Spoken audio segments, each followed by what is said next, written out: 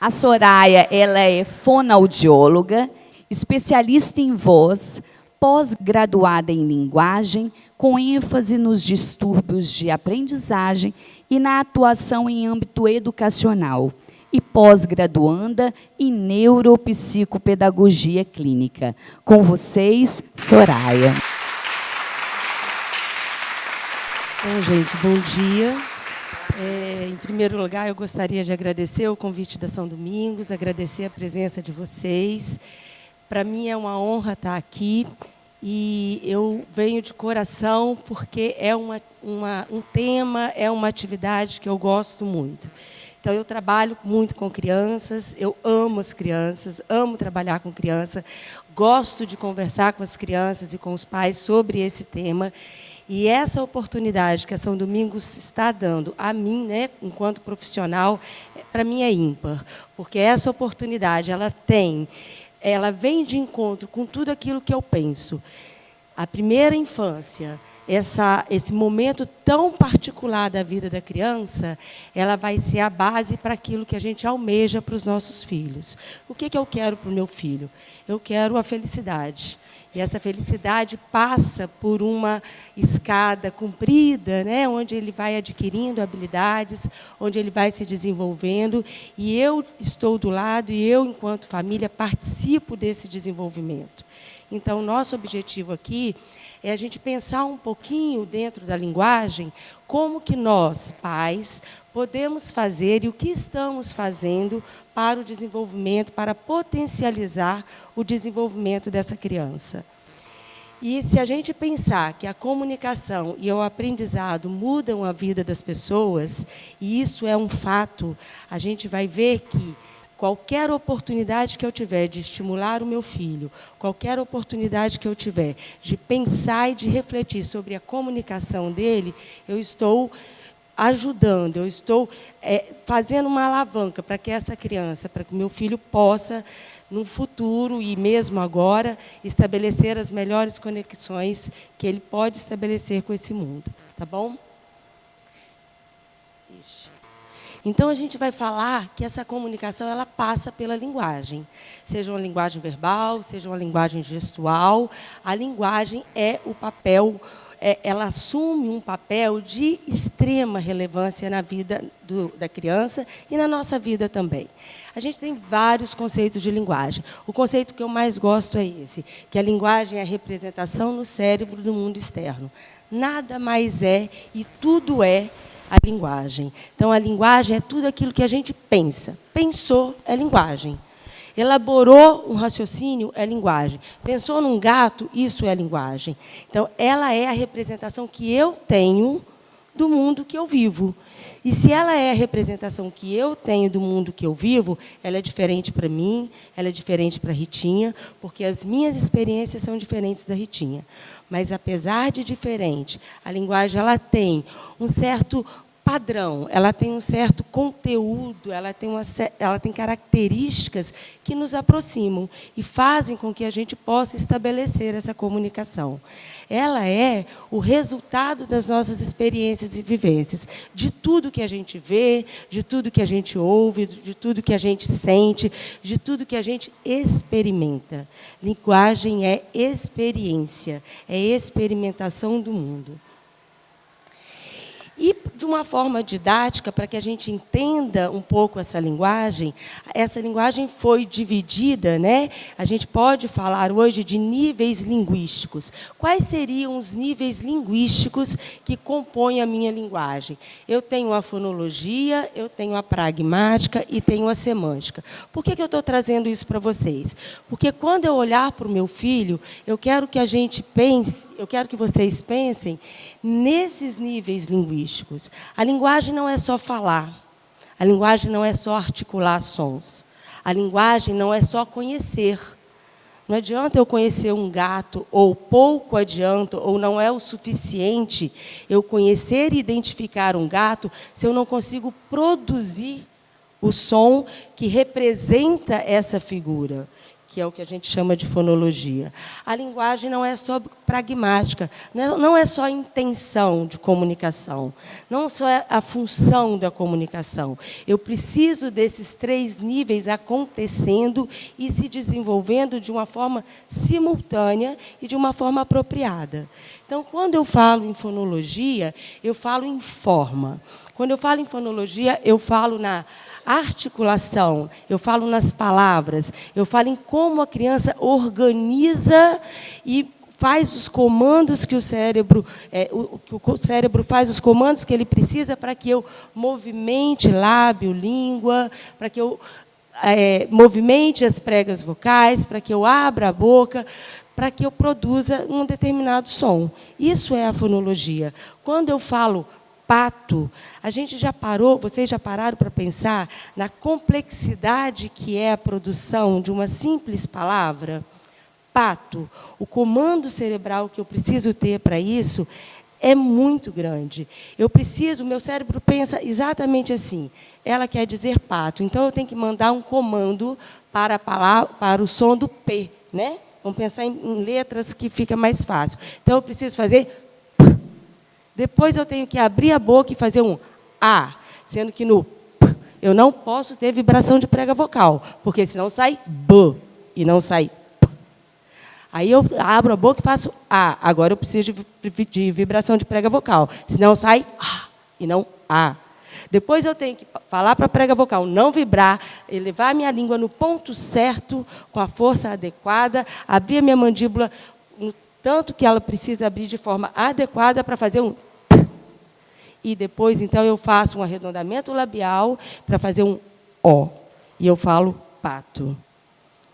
São vários músculos, são vários comandos para que saia de forma correta. E eu tenho que ouvir essa palavra e faço uma análise para ver se aquilo que eu falei está realmente condizente com o que eu quero produzir. Porque se ao invés de falar pato, eu falar bato, eu mudo completamente a semântica. Eu mudo completamente o conteúdo daquilo que eu quero dizer. Então, a fonologia é isso. É como eu organizo os sons, é como eu organizo não só os sons nas palavras, mas também as palavras dentro de uma frase.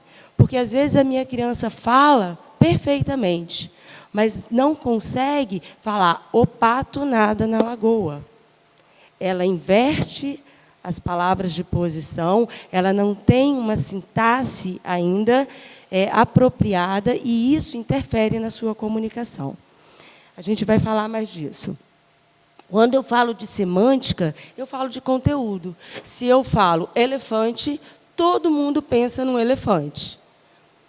Eu pensei num elefante rosa, a Ritinha pensou no elefante Dumbo, outro pensou no elefante que já viu no circo, mas a gente pensa no elefante. Um bicho grande, de 4 patas, que tem uma tromba. Isso é a semântica. A semântica é o vocabulário. Não adianta eu ter capacidade articulatória de produção de sons se eu não tenho vocabulário. Então, às vezes, a gente se liga muito se a minha criança está falando certo ou errado. E a gente esquece de ver o quanto a criança está falando. Qual é o vocabulário que essa criança tem? Está condizente com a idade dela? E eu vou falar uma coisa para vocês. A gente tem... eu atendo, né, uma gama de crianças no consultório, crianças da educação infantil, crianças adolescentes, e a gente observa que, às vezes, lá no 2º grau, lá na adolescência, as crianças que começam a apresentar algumas dificuldades são crianças que falham em linguagem na área semântica. São crianças que não têm vocabulário.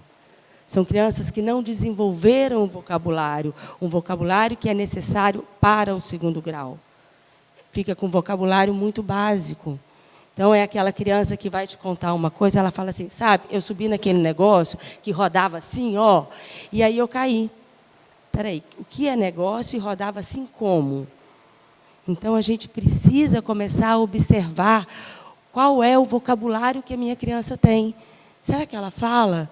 E não é só substantivo, eu uso os verbos de uma forma correta, eu uso os conectivos para dar ligação na minha linguagem. Então, é algo que a gente precisa estar atento. E a pragmática? A pragmática é a função da fala. Se eu disser para vocês assim, eu adoro acordar cedo. Eu disse para vocês que eu gosto de acordar cedo, mas a leitura, vocês usando a pragmática da linguagem que vocês já têm, vocês entenderam que eu não gosto de acordar cedo. Porque eu disse, eu adoro acordar cedo. Então, toda a minha prosódia, toda a minha expressão facial, a minha intenção comunicativa, ela passa pela pragmática. Okay? E a gente precisa observar isso nas nossas crianças. Por isso, é importante, quando eu falo com a criança, que eu exija e que eu estimule que a criança olhe para mim, assim como eu preciso olhar para ela, porque ela vai começar a ler no seu rosto qual é a sua intenção. Ela vai começar a se preocupar com a comunicação do outro, porque senão a criança não se preocupa. Isso passa. Então, você está falando, a criança está lá e você está achando que ela está te entendendo. E ela não está te entendendo. Porque ela não está com todos os níveis linguísticos sendo estimulados. A gente precisa observar bastante essa questão. Bom, então, como eu falei, esses níveis eles se desenvolvem com o tempo, né? Então, a gente nasce, a gente, desde a vida intrauterina, a gente começa a receber estímulos e a gente vai, então, desenvolvendo essas competências. E aí, de acordo com o que a Ritinha colocou, e isso é muito sério, e isso é muito importante, porque na minha época, né, a gente não dava o valor que a educação infantil tem. A gente achava que criança por si só se cria, criança por si só consegue se desenvolver, e hoje a gente sabe que não é bem assim. Então, nós temos um poeta que diz, né, que nos primeiros anos de vida o homem aprende mais do que em todos os seus estudos acadêmicos. E esse aprendizado é o fundamento de toda a história humana. E é verdade. Se a gente observar o que a criança adquire até os 4, 5 anos, em nenhum período da vida ela vai ter essa capacidade novamente. E não só isso. Esses anos da primeira infância, eles são fundamentais, porque eles são o alicerce do aprendizado futuro. Tudo o que eu vou abrir de possibilidade vai estar baseado nos meus primeiros anos de vida. Então, com esse desenvolvimento, e aí especificamente o desenvolvimento da linguagem, ela se dá por conta de aprendizagem.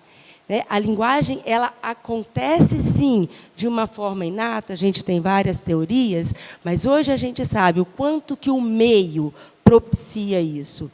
Para que eu tenha uma boa linguagem, eu preciso receber estímulos do meio para que eles possam, então, fazer conexões, estimular o meu cérebro, e aí eu começo com alguns comandos e a minha linguagem vai se desenvolvendo. Quando eu coloco esse quadro aqui, eu quero chamar a atenção de vocês que eu preciso de um cérebro pensante. Sim, eu preciso de um cérebro organizado, um cérebro que esteja apto a receber as informações.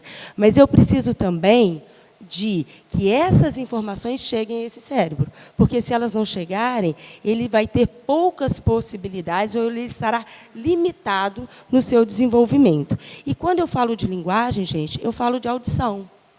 Eu falo de estímulo auditivo. Eu falo de linguagem, eu falo da necessidade que essa criança tem, primeiro, de ter uma via auditiva favorável para que esses estímulos cheguem. Se eu tenho otite de repetição, se eu tenho alguma dificuldade auditiva, eu tenho aí um impedimento. Quando eu falo de habilidades auditivas, eu não falo só de escutar, eu falo também de saber o que eu faço com esse som, de identificar esse som. E nós pensamos nisso quando a gente está com a nossa criança, o que eu posso fazer para estimular a habilidade auditiva, que é fundamental para o desenvolvimento da linguagem. Eu penso também em uma história, em uma via que exige que eu tenha, ou que é favorecida pela minha visão. Daí a importância de, quando eu falar com o meu filho, eu falar olhando para ele. Ele observa a sua boca, ele vê o que você está fazendo com os seus movimentos labiais.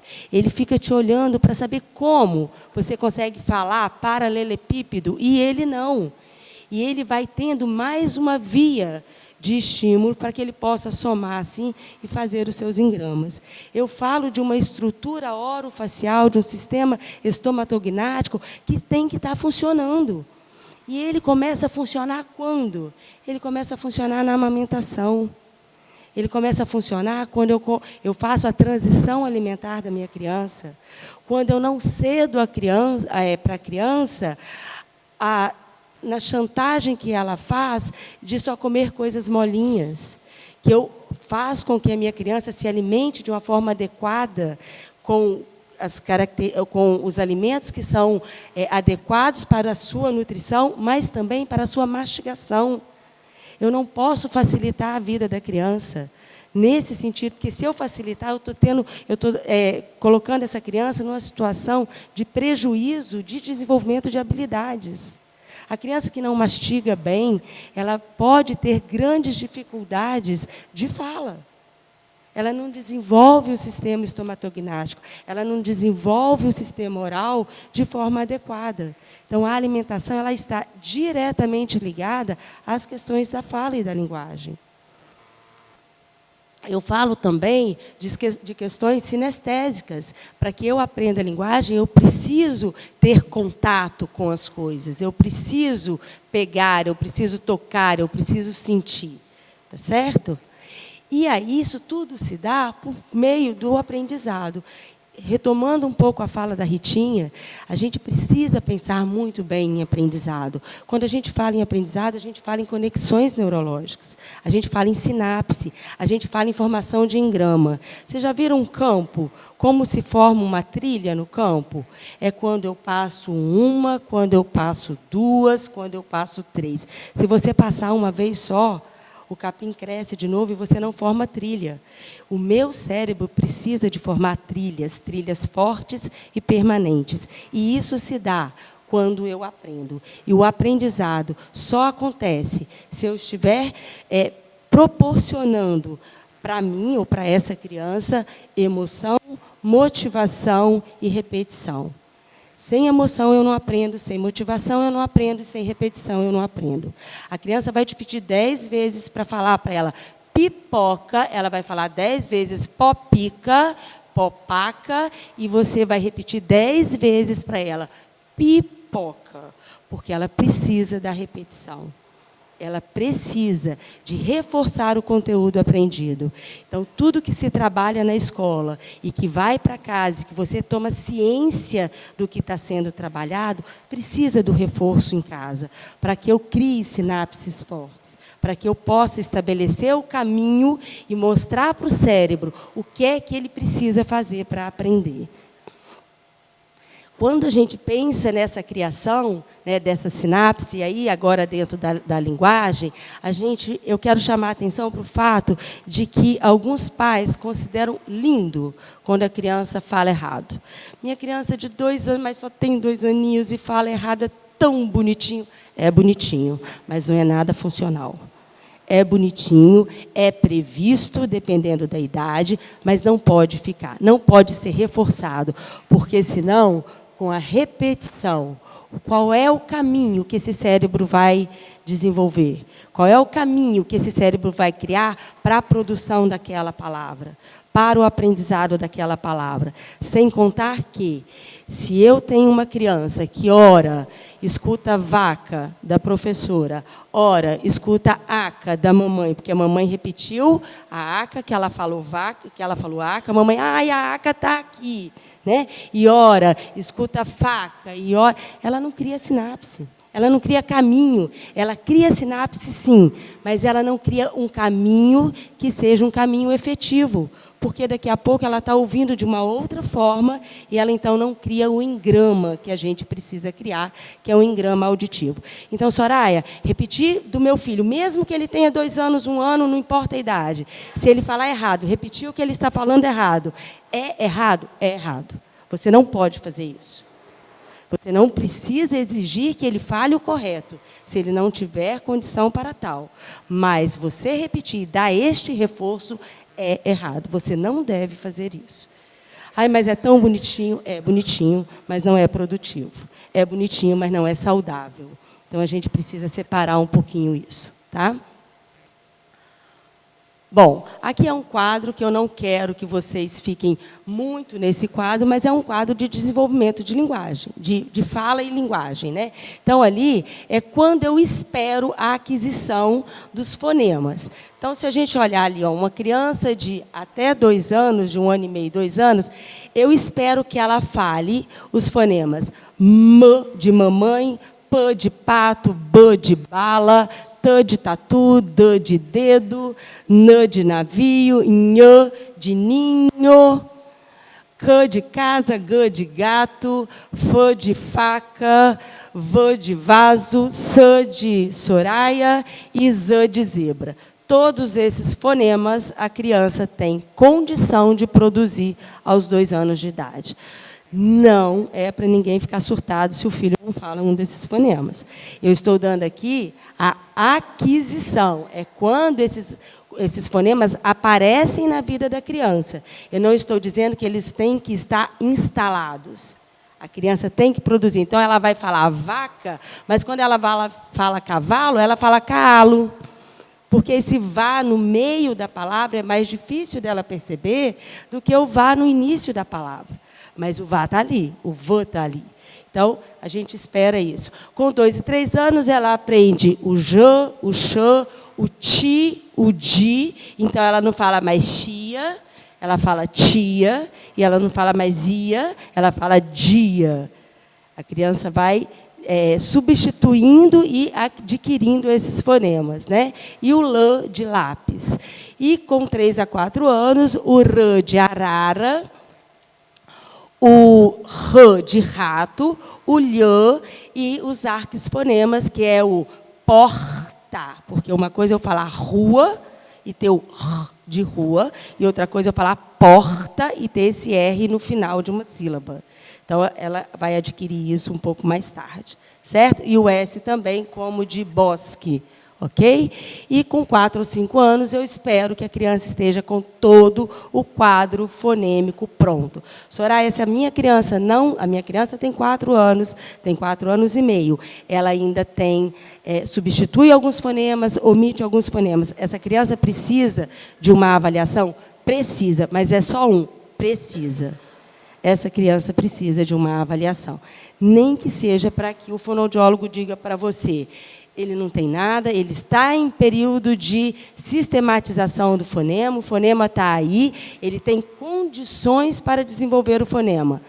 Pode tocar o barco, te dar umas orientações, você vai para casa. Mas ela precisa passar por uma avaliação.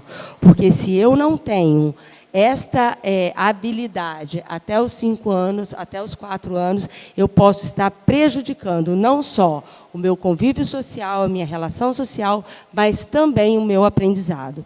A gente não pode esquecer que a base da leitura e escrita é a linguagem. E no nosso sistema alfabético, eu escrevo e leio aquilo que eu falo. Então, P é o P. Eu não tenho outra possibilidade. O A é A. Então, eu faço pato, cada letra tem um som. Então, eu codifico, eu decodifico aquilo que eu estou vendo, e para eu decodificar, eu preciso da minha linguagem, eu preciso da minha articulação.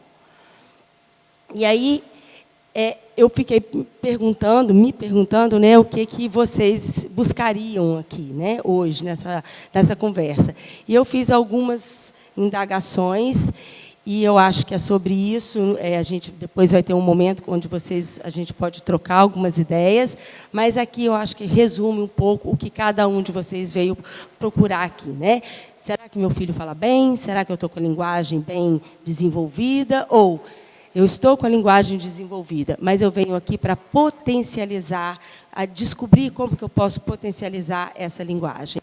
Então, a pergunta que eu quero que a gente faça agora é: o desenvolvimento da linguagem está dentro do esperado para a minha criança? Sim ou não? né? Eu acho que sim ou eu acho que não. Se eu acho que sim, nós temos a obrigação de potencializar esse desenvolvimento, de fornecer para o nosso filho, enquanto família, enquanto pais, essa potencialização. E, se não, eu preciso, então, indicar essa criança ou levar essa criança para uma avaliação. E aí, para que eu possa potencializar esse desenvolvimento, eu quero pensar em uma situação, que é a situação de estimulação, e traçar uma diferença entre estimulação e exposição. Às vezes eu acho que eu estimulo o meu filho, mas não, eu simplesmente exponho o meu filho ao estímulo. Exposição é você conversar e a sua criança está ali, no meio, ela está imersa nesse mundo, né, da linguagem oral. A estimulação é quando você conversa com a criança, é quando você direciona o seu estímulo para a criança. Eu não preciso de expor o meu filho, eu preciso de estimular o meu filho. E estimular não significa que a gente vai ser terapeuta, que a gente vai ser professor. Estimular significa que nós seremos pais e mães, né, dessas crianças. E aí, para eu estimular, eu preciso de ter uma experiência direcionada. E eu preciso de verificar se houve construção do significado. Aquilo que eu quis, eu verifiquei se a criança adquiriu? Foi efetivo? Foi efetiva a minha orientação? Como que ela está trabalhando com isso? Ela entendeu mesmo aquilo que eu falei? Então, isso é estimulação. As nossas crianças precisam de estimulação. Elas não precisam de exposição. Porque a exposição, quem vai fazer é o tio, é a praça, né? Nós vamos fazer estimulação.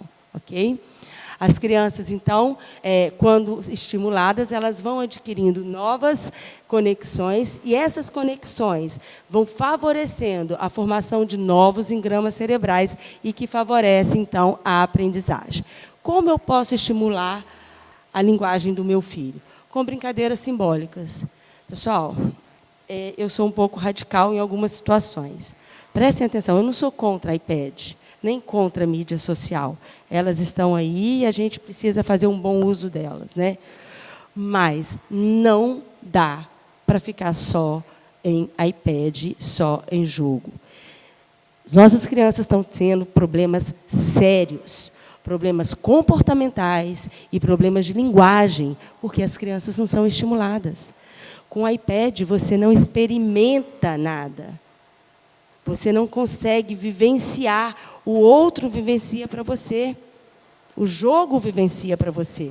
Você não tem possibilidade de raciocínio. A criança vai na tentativa de acerto e erro. E os jogos são feitos para isso. Então, ela não tem nem paciência de elaborar uma estratégia para fazer aquele jogo. Criança precisa de brinquedo. Criança precisa de panela de mãe. Criança precisa de brincar de dar banho em boneco. É isso que criança precisa, porque essa é a prática dela. É isso que ela faz todos os dias. A palavra panela, ela vai aprender, a palavra prato, a palavra garfo, faca, copo, se ela tiver contato com isso. E não é só na hora da alimentação. Então, a gente precisa estimular as brincadeiras simbólicas da criança. Isso faz parte do desenvolvimento da linguagem. Ela precisa sair do concreto para ir para o abstrato. E ela só faz essa passagem quando ela experimenta isso. Então, é fundamental a brincadeira para a criança. Eu preciso trabalhar com a minha criança jogos vocais.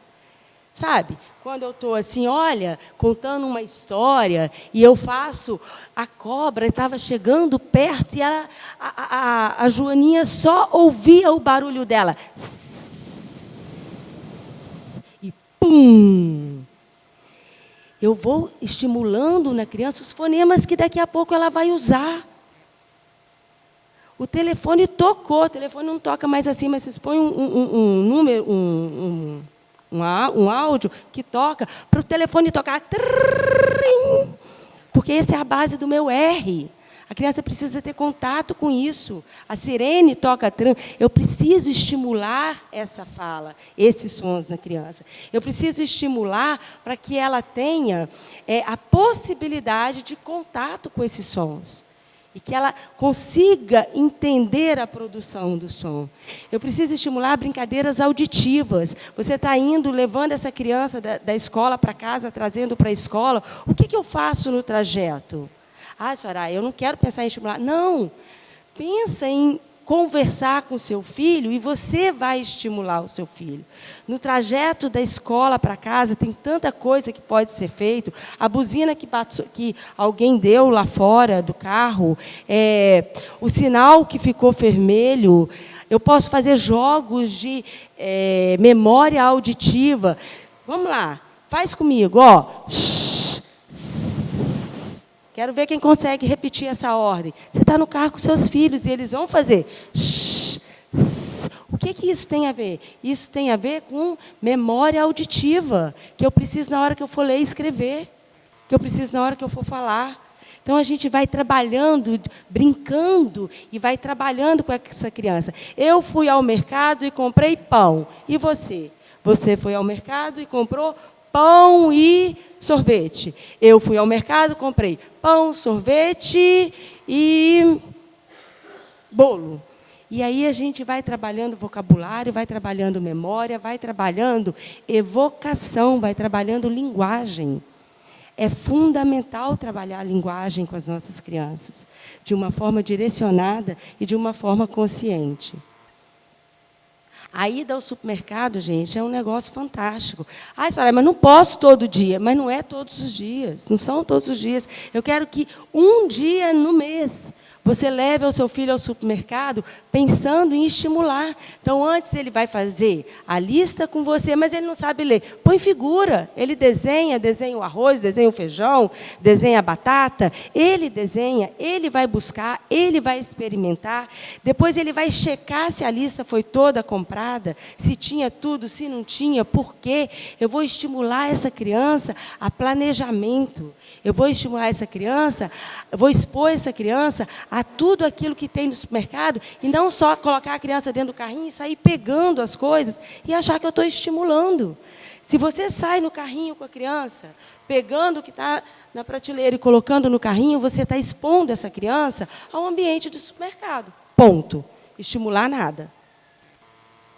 Então, existe uma intenção, é isso que é estimular.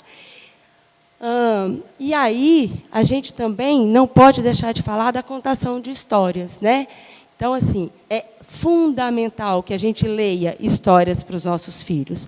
As histórias, elas ajudam no desenvolvimento do vocabulário, ela ajuda na compreensão do texto escrito. Tem palavras na história que você não fala se você for contar a história.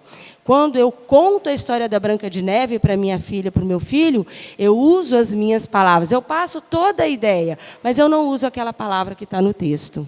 E aí a criança não tem contato com aquela palavra. Eu não uso a formação gramatical que está no texto. Então, a criança, mesmo de 1 ano, de 2 anos, eu preciso ler histórias para essa criança. É fundamental para que ela adquira esse vocabulário e essa linguagem do texto escrito. E lá na frente a gente vai ver as benesses disso. Então, pessoal, o desenvolvimento da linguagem, ele é fundamental para as questões de aprendizagem. Competências em linguagem oral e habilidades comunicativas são consideradas fatores protetivos para o desenvolvimento da leitura escrita e para o sucesso acadêmico. Não sou eu que digo isso, as pesquisas dizem isso. Então, se eu tenho um bom desenvolvimento de linguagem, se eu tenho uma boa comunicação, eu estou protegida para alguns fatores que possam atrapalhar o meu desenvolvimento acadêmico. Reforço positivo e diversão são ingredientes fundamentais para o bom desenvolvimento infantil. A gente não quer aqui que as crianças fiquem bitoladas e se sentindo o tempo todo sob avaliação, sob pressão, porque eu tenho que estimular. Estimular não é isso. Estimular é brincar. Estimular é você brincar com foco. Pensem na linguagem dos seus filhos. É a linguagem dos seus filhos que vai fazer com que eles digam quando eles querem, quando eles não querem, quando eles discordam e quando eles concordam. Ele, por meio da linguagem, ele consegue se colocar no mundo. Ele consegue dizer, eu estou feliz, ou eu não fiquei satisfeita com essa situação. Então, é fundamental para as nossas crianças, para que elas atinjam o objetivo da felicidade, que elas tenham uma boa comunicação. Combinado? Então, é isso.